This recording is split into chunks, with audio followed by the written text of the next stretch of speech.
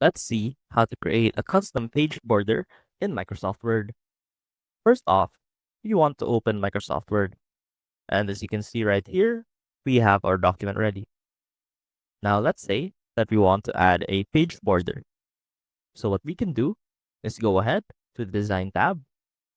And right here at the far right, you'll see the option to edit your page background, to change the watermark, the page color, or the page borders.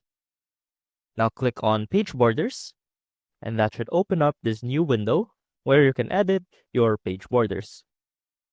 Now to create a custom page border, click on Custom, and right here, you can edit a particular section if you only want the top or the bottom of your page to have page borders. You can also set it for the left and right portions of your document.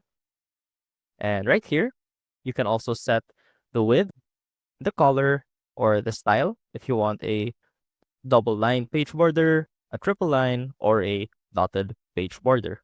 And right here, you can also insert an art if you want to make it look more visually appealing. Now let's go ahead and add some of these to our document. Let's say we only want the top and the bottom to have borders. And we're going to use apples for this one. And let's reduce the width. Now click OK. And as you can see, we now have apples on the top and bottom portion of our document. I hope this helped, and I will see you soon.